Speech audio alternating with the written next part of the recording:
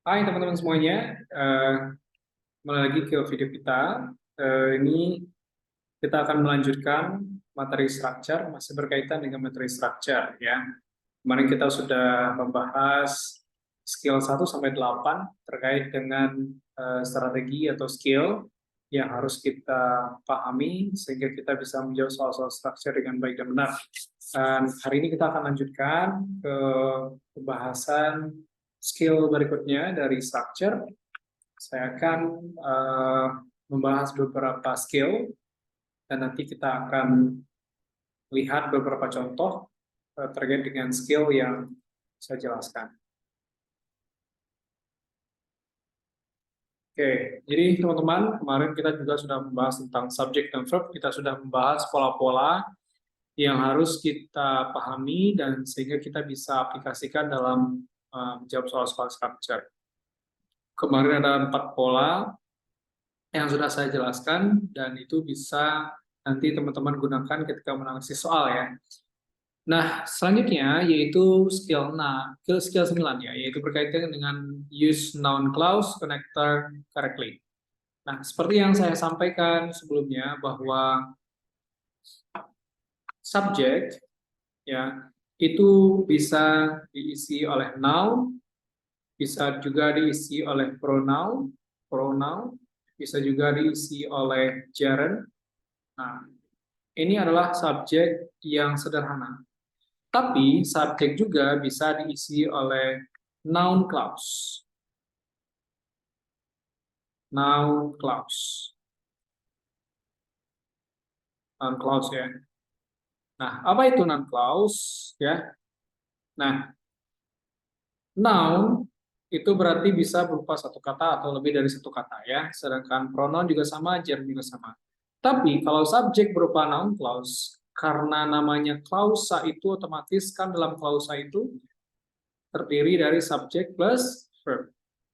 Maka noun clause itu adalah klausa berupa noun yang di dalam klausanya itu ada subjek plus verb. Kenapa ini dikatakan noun clause? Karena itu di depannya ada konektor atau conjunction-nya. Ya. Jadi ini agak agak apa ya, lumayan complicated ya untuk menemukan clause ini atau noun clause ini. Jadi noun clause itu adalah kata benda ya, kata benda berupa klausa yang di dalamnya itu ada konektor subject plus verb. Atau ada juga yang konektornya itu sekalian menjadi verb ya, merangkap menjadi subjek dan juga konektor ya plus verb. Nah, ini konektor itu bisa juga sebagai subjek di situ. Nah, kalau nanti teman-teman di dalam soal menemukan konektor seperti what, when, where, why, how, whatever, whenever, whether, if, that, ya dalam soal, dan mengawali sebuah kalimat, misalkan teman-teman bingung, nanti ada soal misalkan ada conjunction di awalnya, terus setelah conjunction ada subject verb, tapi tidak ada koma seperti ini misalkan. Kan kalau seandainya kemarin saya jelaskan pola CSV kayak gini ya, nah ternyata nggak ada koma seperti ini, ya. Ternyata di sini misalkan subjek conjunction, terus di sini muncul lagi verb misalkan. Nah, teman-teman bingung ini apa? Nah, inilah yang disebut dengan noun clause itu. Oke, nanti saya akan jelaskan lebih detail supaya teman-teman paham. Jadi, apa maksud dari noun clause? Ya, misalkan begini. Noun clause itu bisa juga posisinya sebagai subjek, bisa posisinya sebagai objek dalam kalimat. Contoh misalkan, I know what you did. Nah, I ini adalah subjek, know ini adalah verb, sedangkan what you did ini adalah objeknya. Objek ya. Gitu. Nah, tapi pada intinya yang ingin saya tekankan di sini adalah ketika misalkan nanti teman-teman menemukan what seperti ini, ya, atau kata-kata what, when, where, why, how, whatever, whenever, atau whether seperti ini, maka pola setelah conjunction atau connector ini harus berpola subject verb. Nah, ini aja intinya sebenarnya teman-teman ya, supaya teman-teman nggak bingung. Jadi intinya ketika teman-teman menemukan conjunction seperti what, when, where, why, how, dan sebagainya yang ada di atas ini, maka setelah conjunction ini atau connector ini harus diikuti oleh subject verb. Ya. Jadi bukan verb subject ya, tapi subject verb. Nah, ini noun clause ini tidak hanya, kenapa ini disebut noun clause? Itu karena conjunction-nya. Conjunction-nya ini makanya disebut dengan noun clause ya. Nah, apakah noun clause ini bisa jadi subjek? Nah, bisa. Contoh seperti ini. What you did was wrong. Nah, teman-teman tuh bingung ya. Ada what di depan, misalnya ada how di depan, atau ada whenever di depan, if di depan, atau that di depan. Ya, ketika kita analisis polanya, itu menjadi conjunction, subject, verb. Nah, kemarin teman-teman belajar bahwa di 4 pola itu, pola yang keempat itu ada conjunction, subject, verb, koma, subject, verb. Kan seharusnya seperti ini ya. Nah, tapi karena di sini conjunction-nya adalah what, dan ternyata setelah verb ini diikuti oleh verb lagi, maka ini adalah subjek sebenarnya. Tapi subjek sebagai noun clause. Nah, berarti what you did itu adalah subjek. Tapi bentuknya berupa klausa, gitu kan. Subjek tapi bentuknya klausa. What you did was wrong. Ya, what you did was wrong. Jadi what you did ini adalah klausa. Kenapa klausa? Karena di dalamnya mengandung subjek dan verb. Ditambah konektornya what. Oke, contoh misalkan gini ya, ketika kita analisis, kita bingung misalkan, was ini adalah verb, cause ini juga verb, jadi verb bertemu verb lagi gitu. Maka kalau seandainya verb bertemu verb lagi seperti ini teman-teman, maka bisa jadi subjeknya itu berupa noun clause ya, NC itu noun clause ya. Ya, maka lihat aja, pilih jawaban yang ada konektornya, tapi konektor noun clause ya. Ya, ini harus teman-teman hafal nih, seperti what, when, where, why, how, whatever, whenever, whether, if, then. Jadi teman-teman pilihlah konektor yang ada di sini. Ya, maka satu-satunya konektor dari noun clause itu adalah that. Ya, maka jawabannya adalah yang A. Jadi that he was late caused many problem. Jadi that he was late ini adalah subjeknya dan verbnya adalah ini. Nah, itu ya, kalau nanti teman-teman bingung. Oke, nanti kita akan lihat contoh-contoh kalimatnya. Oke, misalkan di sini, kita lihat yang nomor 1.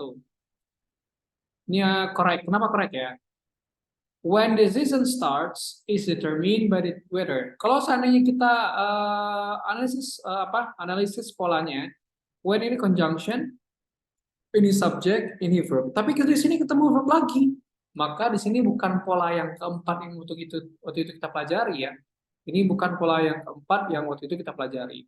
Berarti kalau seandainya verb ketemu verb lagi seperti ini, maka sudah pasti subjeknya ini berupa noun clause.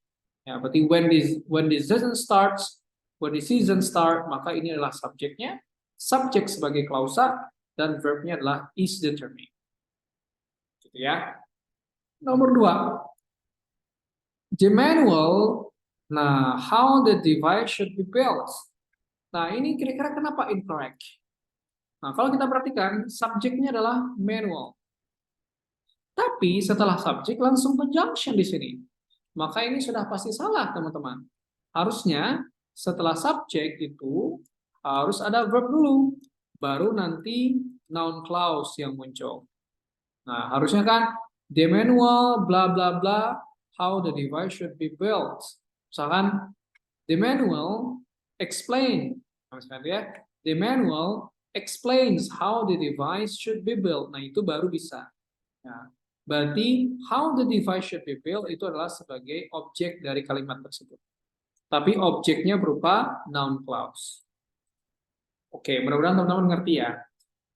Nomor 3, kita analisis lagi. The schedule, ini adalah subjek, indicates, ini adalah verb.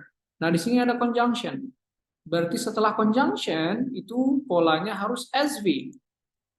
Nah, kira-kira polanya SV bukan? The team S will be playing adalah V. Oh, berarti ini benar. Maka ini correct. Next, nomor 4. He itu adalah subjek, refuse itu adalah verb, refuse to enter a place could. Nah, di sini muncul langsung verb nih, teman-teman. Kan verbnya sudah ada di sini. Maka yang kurang di sini itu adalah conjunction, subject, verbnya yang tidak ada. Oh, verbnya ada ya, verbnya ada, could not be determined, tapi conjunction dengan subjeknya yang tidak ada. Oh, subjeknya ada ini. Berarti conjunctionnya aja yang nggak ada ya. C-nya nggak ada. Conjunctionnya di sini nggak ada. Di sini harusnya ada conjunction dulu. Misalnya, he refused to enter. Misalnya, that a plea could not be determined by the lawyer. Misalnya bisa jadi that di sini, whether di sini, if di sini, dan sebagainya. Intinya sebelum pola SV itu harus ada conjunction dulu. Oke, next nomor 5. Talk about where we should go for lunch. Ini adalah verb, ini conjunction, ini subject, ini verb. Nah, menurut teman-teman mana yang salah? Ya, yang salah itu adalah yang di awal ya. Harusnya talk about where should. Oh, tapi ini oke-oke aja sih. Ya, we talk about where we should go. Karena ini kayaknya kalimat lebih kayak kalimat perintah gitu ya. Talk about where we should go. Berarti ini adalah verbnya. Ini adalah si, ini subjek, ini verb. Ini masih betul teman-teman ya. Bisa juga kalau kita pengen menambahkan subjek, misalnya we talk about, misalnya. Kalau kita kalau ngomong kan misalnya talk about where we should go for lunch, itu juga masih oke sih. Ya. Tapi kalau seandainya ini merupakan academic text atau teks akademik, ya harusnya di depan ada subjeknya. Tapi kalau seandainya ini misalkan untuk sehari-hari speaking, konteksnya itu konteks spoken gitu ya, maka di depannya harus ada subjeknya dulu, baru ada verbnya. Oke, nomor 6. Why ini adalah conjunction, the condition itu adalah verb, ini ada preposition, bisa kita coret. Nah, sorry, ini conjunction, ini subjeknya, ini adalah verbnya. Why the condition, determined so rapidly. Di sini ada it lagi. Berarti ini kurang tepat teman-teman. Karena why the condition of the patient deteriorated ini kan sudah menjadi subjek sebenarnya. Harusnya it-nya nggak ada, harusnya langsung was saja, was not explained. Karena kan subjeknya ini adalah noun clause ya. Oke, jadi why the condition of the patient deteriorated so rapidly was not explained, harusnya seperti itu. Karena kan subjeknya sudah ada. Kenapa ini noun clause? Karena konektornya itu ya 5W1H ya, seperti why, what yang tadi ya. Nomor 7, whether or not the new office would be built. Ini adalah conjunction-nya, ini subjeknya, ini verbnya. Setelah verb muncul lagi verb tuh. Setelah verb muncul lagi verb. Berarti ini adalah subjek teman-teman. Ini subjek nih. Ya, ini subjeknya, berarti ini verb. Berarti benar? Ini benar ya. 8, that the professor has not yet decided. Ini sudah ada conjunction. Ini subjek, ini verb. Ini verb ya. Nah, harusnya bukan conjunction lagi yang muncul ya. That the professor has not yet decided. Ini harusnya bukan conjunction, harusnya munculnya verb lagi. Kan sudah ada konektor, berarti kurang tepat di sini ya. Atau kecuali that-nya kita hapus, misalnya juga the professor has not yet decided when the paper is due. Nah, itu berarti that-nya nggak usah berarti di situ. Ya, berarti ini jadinya itu subject verb, conjunction, subject verb jadinya. Ya, berarti that-nya tidak perlu. Tapi kalau seandainya that-nya kita pakai, berarti di sini harusnya setelah decided itu muncul lagi verb. Ya. Next. Nomor 9, the contracts, ini adalah subjek, will be were ini adalah verb. Nah, menurut teman-teman mana ini ada verb lagi nih, verb ketemu verb. Tapi di sini cuma ada subjek verb aja. Kira-kira apa yang kurang di sini? Betul, yang kurang itu adalah conjunction-nya yang tidak ada. Harusnya ada conjunction dulu baru subjek verb, karena ini adalah subjek berupa noun clause. Next, nomor 10. He always talk. Ini adalah subjek, ini verb. Whenever itu adalah conjunction. Ini subjek lagi, ini verb, ini verb. Ya, he always talked with whoever he pleased and did whatever he wanted. Ini conjunction lagi, ini subject lagi, ini verb lagi. Ya, harusnya sih ini tidak perlu ya. Harusnya udah. He always talked with whoever he pleased and did. Tapi bisa aja ya. Jadi sebenarnya noun clause itu nggak hanya satu, tapi bisa juga panjang. Whatever he pleased and did, whatever he wanted. Tapi dengan sebenarnya intinya itu adalah setelah conjunction itu harus berpola SV. Itu sebenarnya yang menjadi kunci utamanya. Mau sepanjang apapun, asalkan setelah conjunction itu subject V itu sudah benar. Tapi kalau misalkan setelah conjunction itu verb duluan, baru subject, nah itu baru salah nanti di situ ya. Oke.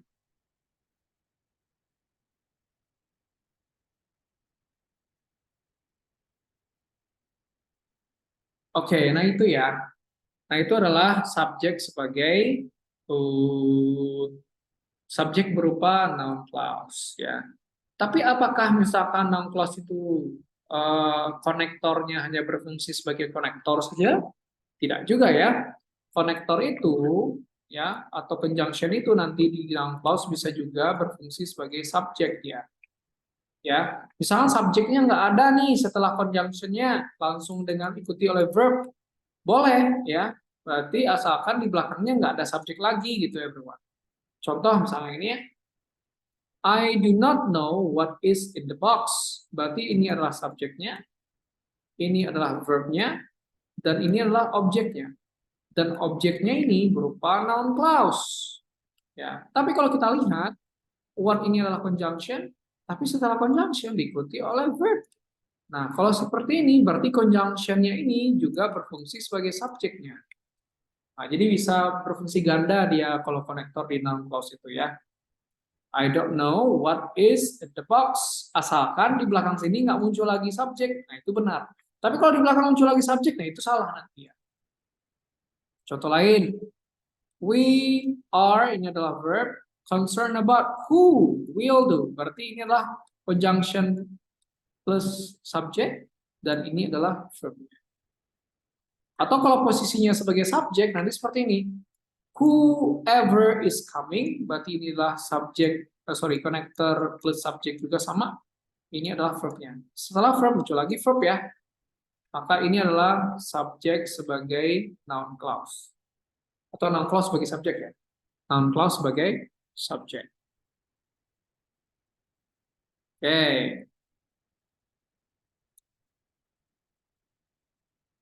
Oh ini sama ya. Oke. Nah ini jadi noun clause connector ya atau conjunction di noun clause itu selain dia bisa berfungsi sebagai konektor tunggal, dia juga bisa berfungsi ganda sebagai konektor dan sebagai subjek dalam kalimat. Ya. Konektor itu seperti who, whoever, what, whatever, which, whichever.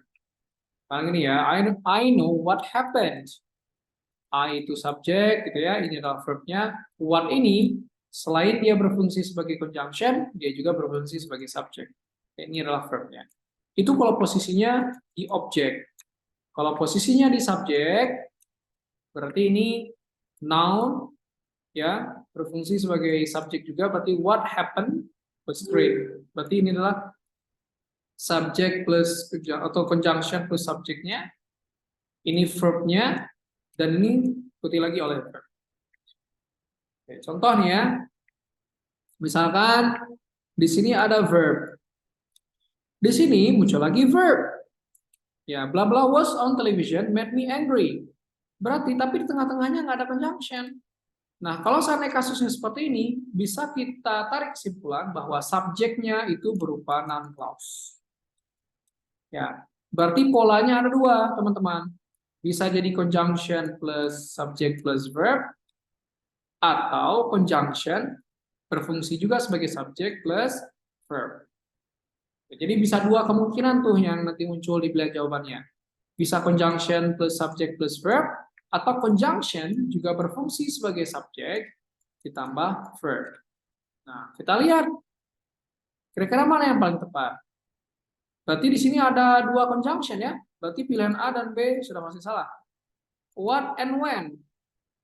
Kira-kira mana yang lebih cocok? Ya kita masukkan sesuai dengan artinya. Apakah misalkan apa yang ada di televisi membuat saya marah? Ketika di televisi membuat saya marah. Atau mana yang lebih cocok? Apa yang ada di televisi atau ketika ada yang di televisi? Maka yang paling tepat adalah what. Apa yang ada di televisi berarti what ini selain dia sebagai conjunction, dia juga berfungsi sebagai subjek dalam kalimat.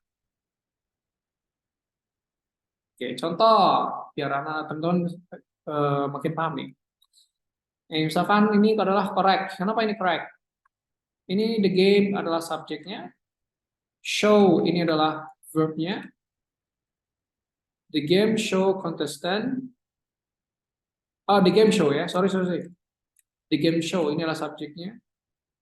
The game show contestant. Oh, ini berarti panjang ya. Ini subjeknya.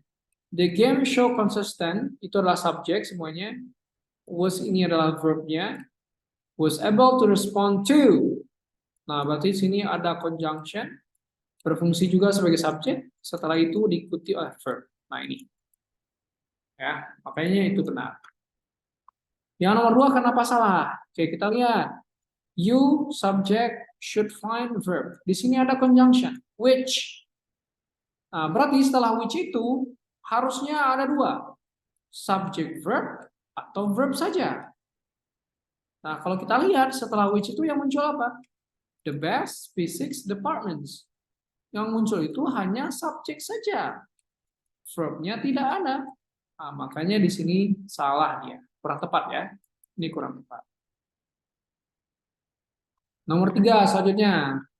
The employee subject was ini adalah verb. Unhappy about what? Di sini ada conjunction. Setelah conjunction diikuti oleh verb. Oh, berarti ini adalah conjunction yang berfungsi ganda menjadi subjek juga. Berarti ini benar, teman-teman. Nomor 4, whoever wants, berarti ini adalah conjunction plus subjek juga, karena setelah itu diikuti oleh verb. Whoever wants to take the dessert during spring break, singing up at the office. Nah, muncul nih, berarti ini sudah ada conjunction merangkap menjadi subjek, terus ada verbnya di sini, berarti ini adalah subjeknya. Ini adalah subjeknya. Tapi masalahnya di sini singing up, ya harusnya itu ada to be terlebih dahulu. Setelah to be baru diikuti oleh verb ing. Nah, berarti ini salah ya. Harusnya misalkan is signing up, itu bisa benar. Ini salah everyone. Ini benar ya. Oke, nomor 5. The motorist itu adalah subjek, was adalah verb. Di sini muncul conjunction. Who, di sini muncul lagi subjek, di sini muncul lagi verb. Nah, ini boleh ya. Karena setelah conjunction itu ada pola subject verb. Nah, itu juga masih boleh.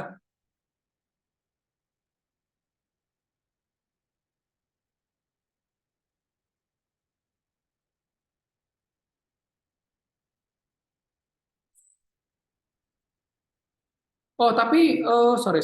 Kayaknya saya keliru nih. Tapi sebenarnya kalau kita pahami artinya, the motorist was unable to discover who he. Ya, who ini sebenarnya merujuk kepada bukan si subjek ini ya. Bukan si motoris, berarti ya tidak perlu subjek di sini sebenarnya. Langsung aja subjeknya itu sudah pasti who. Who itu kan orang lain ya. Ya, dia itu tidak mampu menemukan siapa katanya ya. Siapa itu berarti merujuk ke orang lain. Berarti kalau subjeknya orang lain, ya berarti nggak perlu he. Ya berarti di sini langsung ke verb saja berarti. Nah, di sini kurang tepat berarti teman-teman. Oke, nomor 6. The voters itu adalah subjek, should elect itu adalah verb.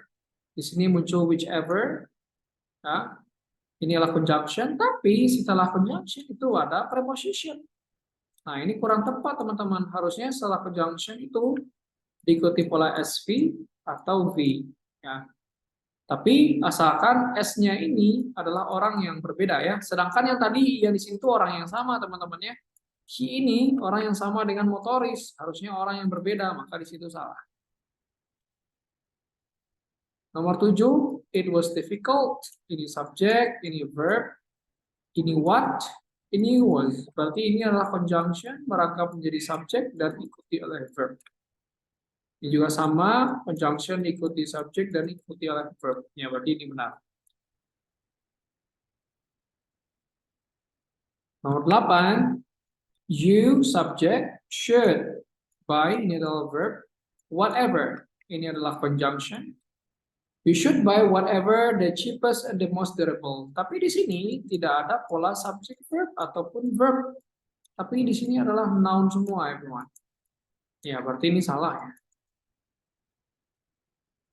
Nomor 9, ini conjunction. Merangkap menjadi subjek karena setelahnya itu ada verb. Ya, ini adalah verbnya. What was written in the letter anger him beyond belief. Nah, ini adalah subjeknya, everyone. Ini adalah verb. Ini benar. Nomor 10, ini subjek, you can spend verb with whoever. Whoever, ini adalah conjunction plus subjek, tapi di sini harusnya verb. Tapi di sini tidak ada verb sama sekali. Berarti ini salah. Nah, itulah ya materi mengenai noun clause. Jadi memang noun clause ini sering sekali muncul di soal-soal structure. Dan agak menjebak juga ya. Jadi noun clause itu teman-teman sekali lagi bisa berfungsi sebagai atau berposisi di objek, bisa dia berfungsi di subjek. Intinya noun clause itu yang harus teman-teman hafal itu adalah konektornya ya. Ada konektor what, when, where, why, how. Kalau posisinya di subjek, maka harus diawali oleh konektor ini dan setelah konektor itu berpola subject verb. Dan setelah verb itu diikuti oleh verb utama dari kalimat tersebut. Atau conjunction atau konektor di noun clause juga, selain dia bisa berfungsi sebagai konektor atau conjunction tunggal, dia juga bisa berfungsi sebagai konektor atau conjunction, juga bisa sebagai subjek dalam noun clause-nya ya. Oke, itu saja dulu untuk video kita kali ini. Nanti kita bahas lagi soal-soal berkaitan dengan clause supaya teman-teman lebih paham lagi. Thank you very much everyone. I'll see you around.